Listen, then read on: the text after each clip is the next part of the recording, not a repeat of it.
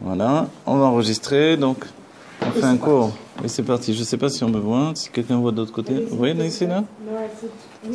C'est bon? Ok. J'adore les deux petits, maintenant on en a Ah, on deux. sait que je suis là, on voit pas là. Voilà. Et là on va filer là, le petit, c'est un téléphone. C'est juste pour enregistrer sur Facebook en même temps. Voilà. On va faire un cours sur Yom Kippour et en même temps les jours qui viennent de Sukkot.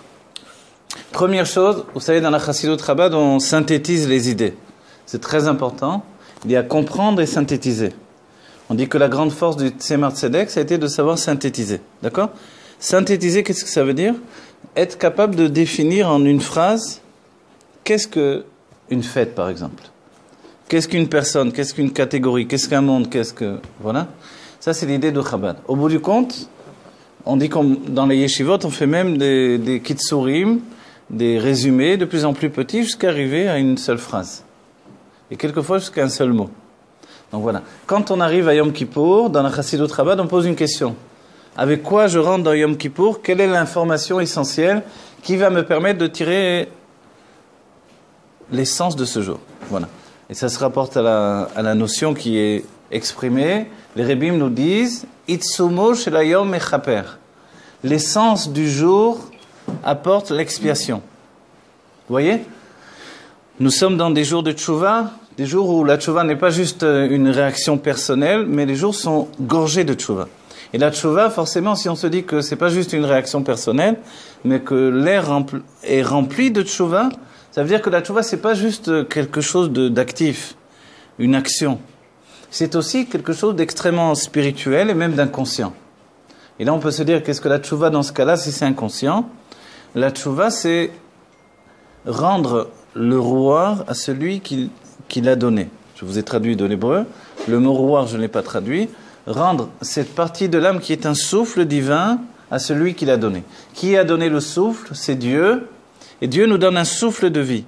Ce souffle de vie, il est non seulement la permission d'exister dans un corps, mais toute l'élévation personnelle que nous avons dans notre vie. Cette élévation, c'est une recherche personnelle. Et la recherche, en réalité, malgré qu'on peut rechercher d'un bout du monde à l'autre, vous vous rappelez l'histoire de celui qui cherche un trésor, et finalement, il rêve. Dans un rêve, il cherche un trésor, il arrive vers un pont, et sous le pont, il creuse, là-bas, alors il trouve un trésor, et finalement, alors il part réellement, le cours vient de commencer, il part réellement vers ce pont, dans la journée, et quand il arrive vers le pont, alors il ne retrouve pas exactement l'endroit où il doit creuser, parce qu'entre le rêve et la réalité, il y a un décalage. Et là-bas, il y a un chômeur, il y a un gardien du pont, et le gardien lui dit, qu'est-ce que tu cherches? Il dit, écoute, voilà, j'ai fait un rêve, et dans ce rêve, j'ai rêvé de ce pont, et j'ai rêvé que je creusais et je trouvais un trésor. Et le gardien lui dit, mais c'est toi que j'ai vu cette nuit en rêve. Il dit, quoi, tu m'as vu en rêve? Il dit, oui. J'ai rêvé que tu avais un trésor chez toi. Chez moi? Il dit, oui, creuse, je crois qu'il lui dit, dans ta cuisine, creuse là-bas, tu as un trésor. Il retourne chez lui, il creuse, et il trouve le trésor. Le gardien qui est sur le pont, il se dit, mais il a rêvé qu'il y a un trésor ici, ça vaut peut-être le coup de regarder. Il creuse et il trouve le trésor. Et cet enseignement-là, on dit que ça vient d'une histoire vraie au départ, mais quoi qu'il en soit, l'enseignement est que le trésor est en nous. J'ai beau aller à l'autre bout du monde, c'est juste pour que l'on m'informe que le trésor est en nous. Il y a pas mal de juifs dans notre génération qui ont dit qu'ils sont partis. Bon, maintenant c'est plus au Tibet, mais c'est en Inde. Quoi qu'il en soit, ils ont rencontré le Dalai Lama et ils lui ont demandé Lama, ils lui ont demandé pourquoi, etc. Le pourquoi des choses. Quoi qu'il en soit, le Dalai Lama leur a dit, mais qu'est-ce que vous voulez? Vous êtes juif, vous avez la Torah, les réponses que vous cherchez ne sont pas chez moi. Et ça, en fait, et alors qu'est-ce qu'on fait? Alors on retourne au point de départ. Et ce point de départ, en réalité, au bout du compte, à la fin des temps, on doit se dire que la recherche ne se trouve pas à l'extérieur. Et tout est non seulement une sensibilité, mais tout est une perception de ce que l'on possède déjà. En réalité, tout est déjà là. Et le travail avec les temps, les siècles même, des siècles de judaïsme, ça a été de fournir aux Juifs une réponse qui est celle-ci, le trésor se trouve en toi. La tchouva exactement, c'est la même chose. La tchouva n'est pas autre chose que de trouver en nous ce que nous possédons déjà. C'est pour ça que Tchouva, c'est Tashuv et. Reviens au et, reviens à la bina, reviens à ta construction personnelle, qui fait qu'en réalité, tu es un trésor toi-même. Et tout le travail finalement d'un éducateur, c'est de mettre en avant ce trésor. Comme on dit à Hanouka par rapport au chinour, l'éducation en hébreu, c'est la lot chen, d'élever le chen, la grâce qui est en chacun d'entre nous. C'est un travail. Comme le Kohen Gadol, son travail, c'est d'élever la grâce. Et c'est pour ça que lui-même doit être beau, il doit être grand, il doit être riche, il doit avoir toutes les qualités humaines pour représenter cette élévation de la grâce qui est dans chacun d'entre nous. Et pourquoi il devait avoir tout ça? Pour que chacun puisse s'identifier. Mais quand on s'identifie avec quelqu'un, ça ne veut pas dire que je m'oublie et que je n'existe plus. S'identifier, c'est être capable de voir dans son identité une part de ma propre personnalité. C'est ça, s'identifier. Et en réalité, le fait de m'attacher à quelqu'un, c'est aussi quelque chose qui n'est pas, on va pas dire secondaire, mais qui n'est pas définitif. C'est bien que même le Mashiach, il n'a pas pour fonction d'être intermédiaire entre nous et Dieu. Le travail de Mashiach, c'est de faire fusionner le peuple juif et Dieu. Et c'est pour ça que Moshe lui-même, au début, il a voulu que tout se passe entre Dieu et le peuple juif. Et que c'était contre son gré qu'il s'est placé comme un intermédiaire.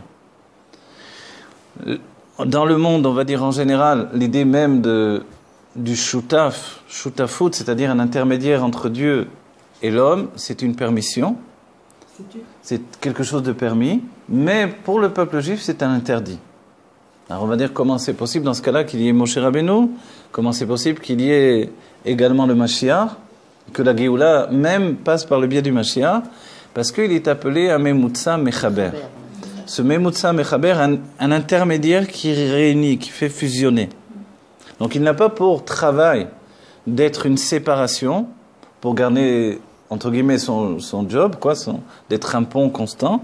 Et là, justement, il est là pour faire la fusion le plus rapidement possible. Et c'est pour ça qu'au bout du compte, le rabbi nous dit, chacun peut être un rabbi, en exprimant le rabbi qui est en lui. Ça ne veut pas dire que tout à coup je monte ma chassidoute, etc. C'est pas l'idée. L'idée est que je possède tout en moi et que je n'ai pas absolument besoin de tout demander. Et d'être comme un automate qui me dirige uniquement avec un système téléguidé. Vous voyez? En fait, non, ma personnalité ne disparaît pas. Et justement, l'esprit du rabbi, c'est de mettre en avant le côté individuel de chacun d'entre nous. À un tel degré que, dans la Chassidut Chabad, on en vient à avoir une pensée qui n'est pas forcément une pensée structurée dans l'image générale du monde religieux. Dans l'image générale du monde religieux, on a un mode de pensée. Et dès qu'on sort un peu du mode de pensée, on se fait frapper sur les doigts. Vite, vite, il faut revenir dans le mode de pensée, dans le système indiqué, ou alors on est quelqu'un qui tourne mal. Dans Chabad, en fait, l'idée de l'Admor HaZaken, c'est qu'on garde sa personnalité. Et aujourd'hui, compte tenu que nous sommes des balais tchouva pour la plupart, et que l'époque est liée à la tchouva, et la tchouva, c'est le retour vers soi-même, on comprend que malgré qu'on ait fait tchouva, c'est pas que tout était mauvais en moi. J'ai fait tchouva, mais j'ai pas rayé de la carte l'identité que j'avais auparavant. Non, en fait, on apprend à devenir nous-mêmes grâce à la Torah. Mais une personnalité que nous n'avions pas peut-être mis en avant jusqu'à présent, parce qu'on n'avait pas les kélim, on n'avait pas les réceptacles d'expression. Ces réceptacles, c'est Torah et Mitzvot. Torah et Mitzvot nous permet de devenir nous-mêmes, mais ce nous-mêmes qui est une fusion entre l'état divin de notre être et l'état humain. Et en fait, c'est toute la démarche finalement de la Chassidut Chabad. Et c'est pour ça que, d'un certain point de vue, faire une structure psychologique d'après l'Admor HaZaken, c'est plus difficile, même que dans l'idée générale du Baal Shem Tov. Parce que finalement, il nous demande de devenir tellement nous-mêmes que ça dépasse toute structure, toute identité générale, toute, on va dire, indication que l'on va donner pour la multitude. Et c'est pour ça que dans l'Agdama du Tanya, je cherchais le nom en français, je ne trouve pas, mais ça va venir. Là, la préface, merci, du Tanya, il est écrit là-bas que je ne peux pas tout écrire, dit l'Admor HaZaken. Je ne peux pas donner toutes les explications de chaque mot que je pose sur le papier. Donc, ceux qui connaissent ces explications, ils ont une mission, c'est fournir les explications. Et quand on pourra se voir et parler tête à tête, dit l'Admor HaZaken, alors je vous expliquerai ce que j'ai sous-entendu dans chaque mot. Alors nous, on se dit, bon, quand est-ce que ça va être? Alors voilà, ça va être très bientôt. On va pouvoir étudier le Tanya avec l'Admour Azaken, le Henbet avec le Rabbi Rachab. Je vais être au fond de la classe, mais ça fait rien quand même. Même au fond de la classe, ça vaut le coup d'être avec le Rabbi Rachab. Et en vérité... Ouais, vous rigolez? Ouais, franchement. Vous allez être devant. Moi, je vais être sur un petit strapontin comme ça. Le Rabbi dit qu'on est tous des grands. Voilà, on est dans la cour des grands en tout cas. Mais bien sûr. Le Rabbi qui dit des Compte tenu que dans la Géoula, on sera dans un niveau de dévoilement de l'essence de Dieu, forcément, les notions de grand et petit vont se transformer. C'est pour ça que je vous dis ça. En réalité, ce qu'on peut penser de proximité, etc., il faut être vraiment honnête avec soi-même. Il faut être honnête et savoir que le chemin qui nous mène vers ces livres-là, c'est un chemin tellement rempli de nous-mêmes qu'on est freiné par la rencontre avec nous-mêmes sur le chemin. Je ne sais pas vous dire combien de fois j'ai enseigné le commencement du Tafresh Bet, depuis combien d'années, depuis plus de 20 ans déjà que j'enseigne ça. Et que ce soit aux hommes, aux femmes, en hébreu, aux grands Mikobalim, à des gens simples. Et finalement, j'arrive jamais au bout, quoi. Alors que d'autres qui ont fait la lecture tout seuls comme ça, j'en suis arrivé au bout depuis longtemps. Alors j'ai sauté à la fin, j'ai vu qu'est-ce qu'il disait à la fin. Et vous vous rappelez, la fin du Tafresh Bet, il nous dit que pour Dieu, le monde n'a jamais été créé. Le Da'at Elyon et le Da'at Tarton, c'est-à-dire la conscience supérieure que tout est Dieu, la conscience inférieure que tout est notre perception, tout ça pour Dieu, finalement, ça n'existe pas. Kula Kame Kelo Chashiv, rien n'est important. Et enfin, en finalité et au commencement, puisque c'est le même principe, Dieu est encore dans un état qui s'appelle la Shahara, dans l'évaluation. Il est en train d'évaluer comment va être le monde qu'il va créer. Sous-entendu que le monde n'est pas encore créé. On est dans un mouvement perpétuel. C'est la fin du Tafresh Bet, on va dire, mais il nous finit comme ça, il nous détruit. Au lieu de nous donner tranquilliser, allez, vas-y à la maison, tu as terminé un beau livre, il nous donne une bombe à la fin et on dit, ah, mais qu'est-ce qui se passe là? Le monde n'a pas encore été créé finalement. C'est pour ça que l'on a parlé plus d'une fois, et vous l'avez retenu, je sais, l'idée que la véritable création du monde, même si le mot n'est pas correct, la véritable réalité du monde va exister seulement au moment de la Géoula. Voilà. Au moment de la Géoula, puisque le monde passe du rêve. Pourquoi c'est un rêve? Parce que finalement, c'était une évaluation dans Dieu. Voilà. Et dans l'évaluation, on comprend bien que tout à coup, nous-mêmes, on peut se découvrir, alors qu'on était tout en bas, on peut se découvrir tout en haut. Vous comprenez? C'est essentiel.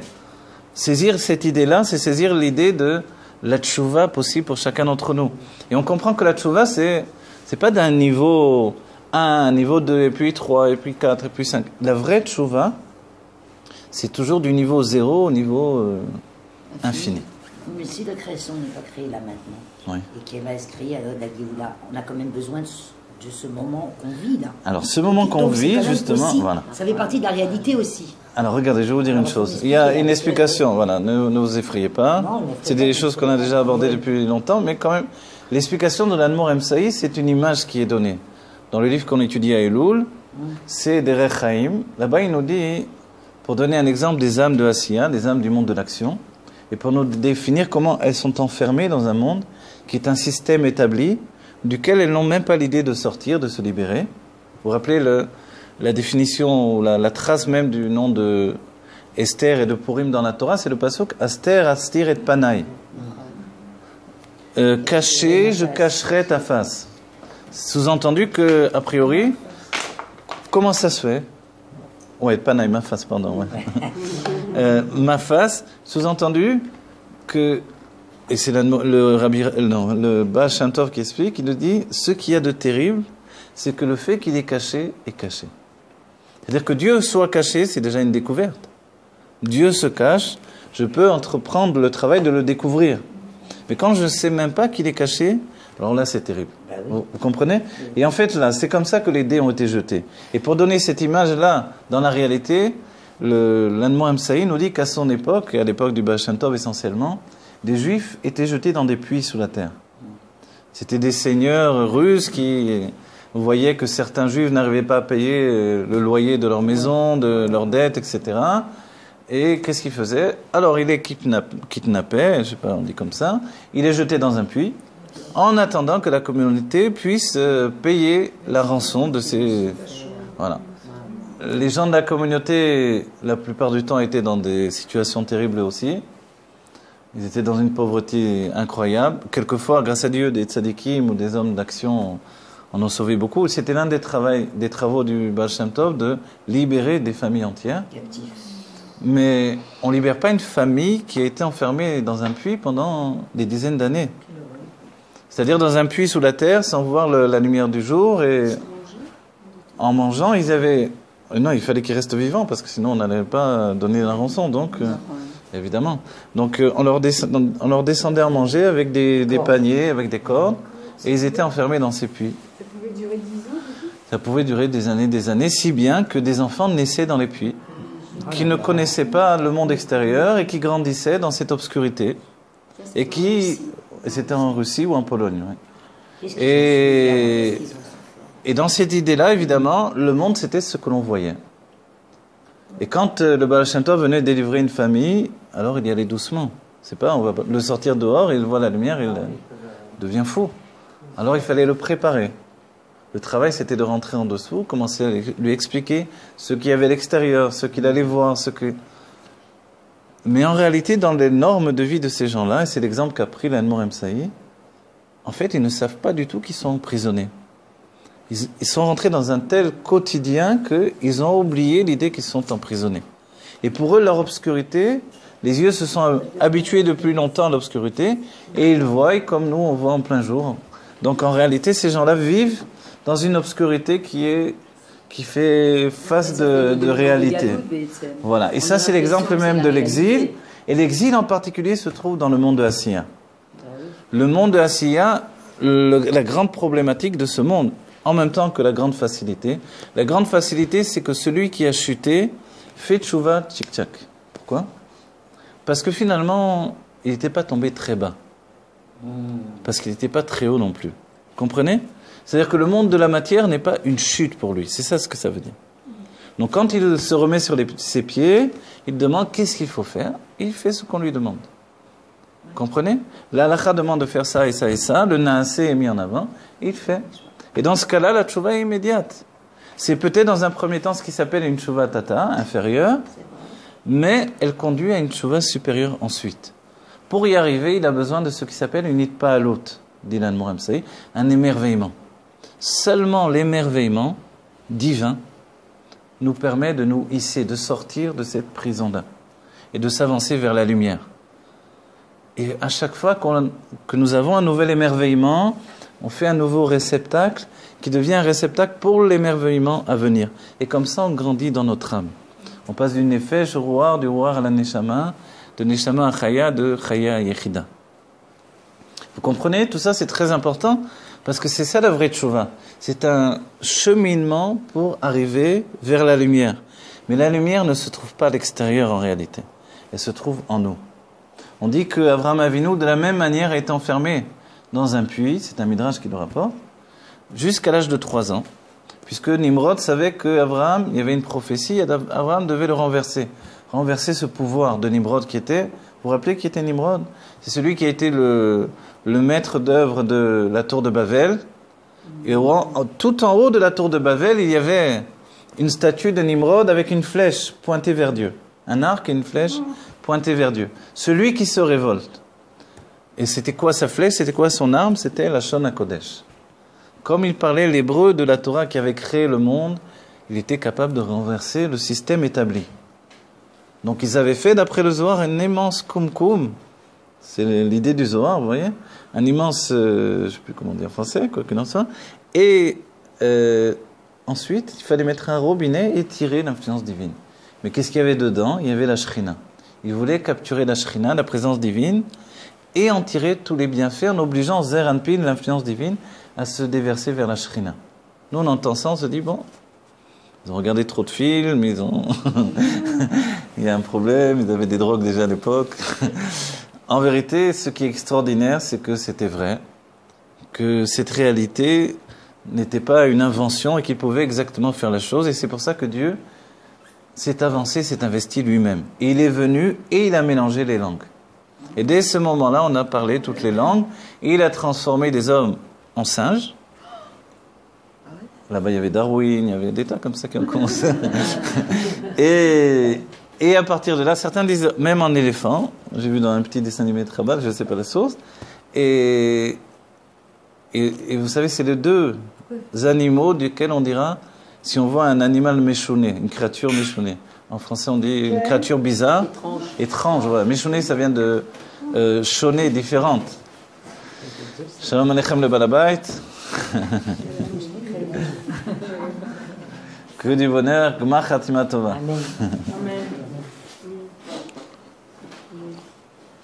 Il y a une bénédiction quand on voit un animal qui est particulier, comme un éléphant et un singe, justement. Vous voyez? Pourquoi? Parce que ce sont des animaux étranges. Et on voit des faces étranges, on voit des animaux qui sont particuliers, entre tous. Voilà.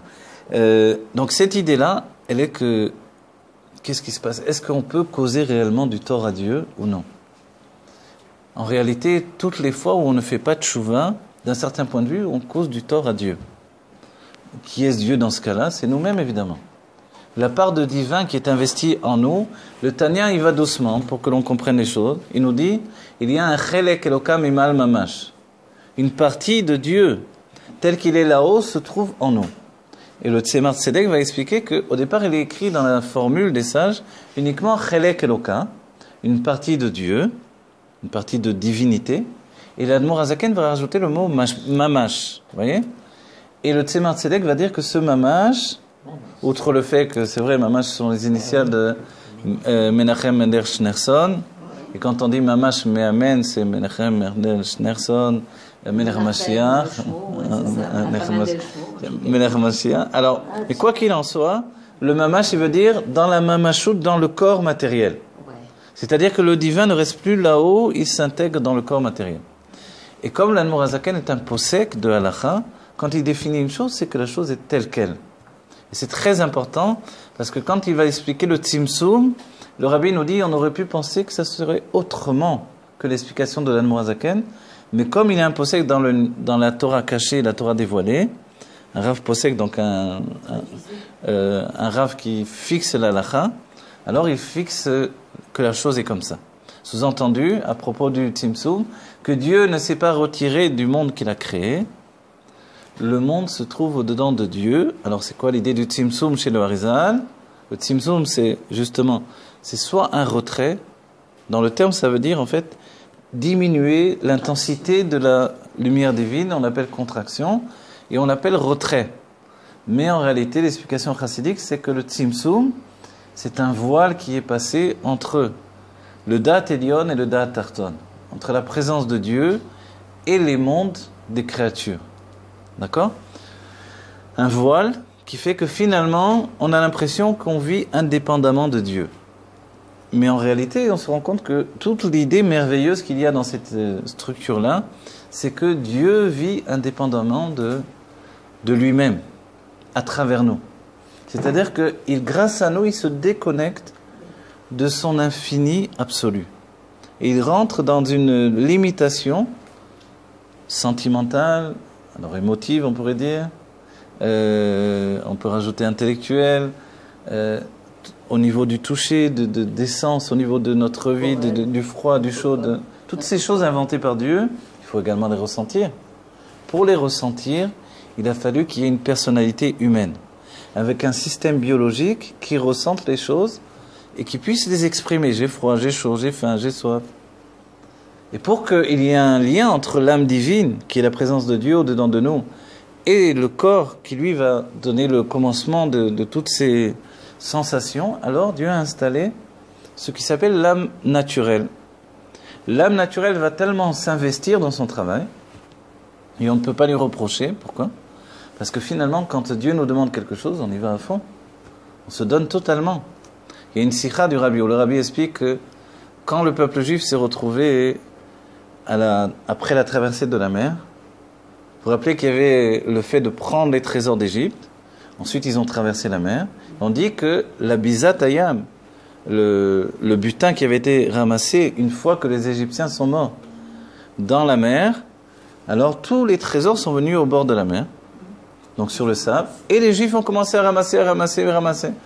Ce qui fait que chaque Juif était milliardaire, multimilliardaire, Et quoi? Ils ne s'arrêtaient plus de ramasser. Si bien que Moshe a dû venir les voir, leur dire, hey, qu'est-ce que vous faites là? On doit aller à un matin de Torah, on doit aller recevoir la Torah. Qu'est-ce que on va rester là au bord de la mer? C'est les vacances?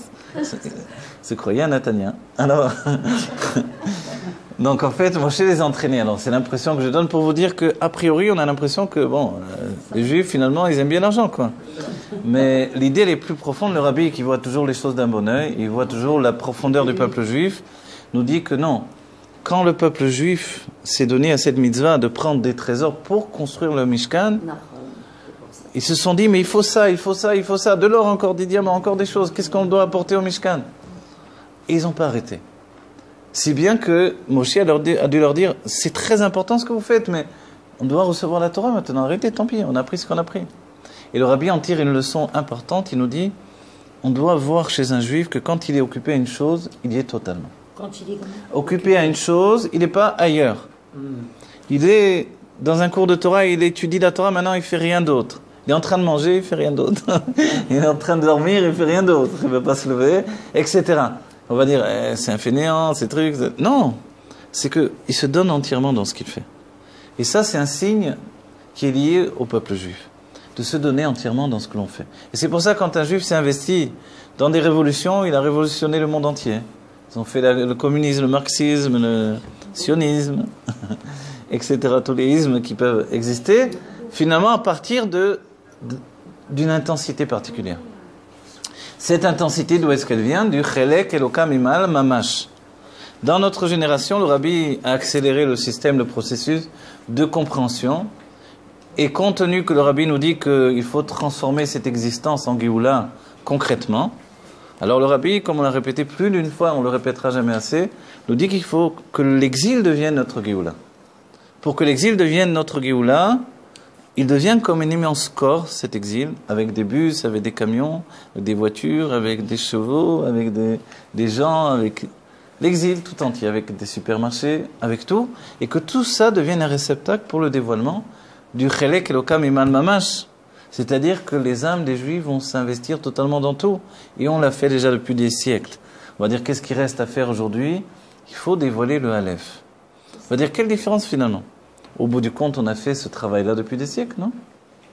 Qu'est-ce que le rabbi vient nous dire de faire de plus? Puisque l'idée même que l'on enfante une Géoula définitive, c'est parce que l'exil a duré tellement longtemps. Donc en fait, si j'enfante une Géoula définitive, c'est qu'elle a été payée très cher. Comment on paye une Géoula aussi chère? Et qu'à regarder l'histoire du peuple juif. Quoi qu'il en soit, on se transforme aujourd'hui. Et dans la transformation, on comprend que ce qui a été fait avec une mentalité, a été fait avec une pensée, avec une conscience qui n'était pourtant pas celle de la Géoula. Ce que le rabbi nous propose, grâce au Dvar Malchut, c'est d'accéder au dernier travail avec une conscience de Géoula. C'est ça le travail du rabbi dans les Dvar Malchut. C'est pour ça que les dernières sikhot ont été très importantes et que le rabbi s'est donné totalement dans ce travail-là pour nous faire comprendre que ce n'est plus juste attendre que les choses se passent, mais être actif.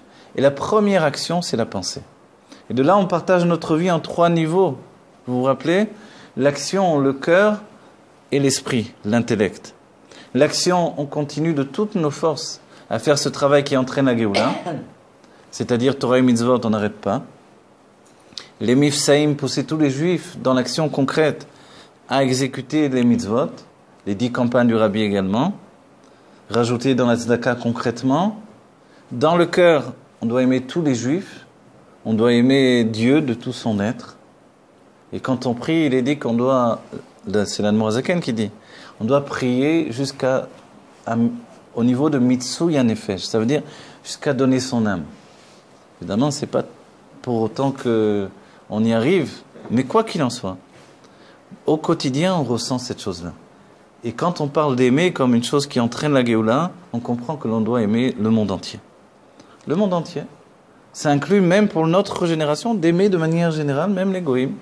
Parce que tout ça, ce sont des créatures de Dieu. Y compris les animaux, y compris tout le système de la création. Et c'est ce que le rabbi nous a fait comprendre. Le rabbi nous a transformés même par rapport à l'idée des goïms. Comment je prouve que je les aime? Je leur propose les 7 mitzvot de Bnei Noach. Et ils comprennent que je les aime, que Erpatli. Et c'est vrai que le rabbi nous dit, Erpatli, ça veut dire, et ça m'importe, quoi, finalement. Parce que on leur dit, tenez, vous avez un passeport pour la Géoula. Alors c'est vrai qu'il faut avoir le courage de dire, il va y avoir la Géoula, il va y avoir un monde différent, il va se passer ci et ça. Ça fait un peu témoin de Jéhovah. Je dis franchement, je me rappelle les témoins de Jéhovah qui venaient dans les appartements, vous avez dû connaître, on aurait dit des faux furieux, quoi. Ça faisait un peu... Voilà.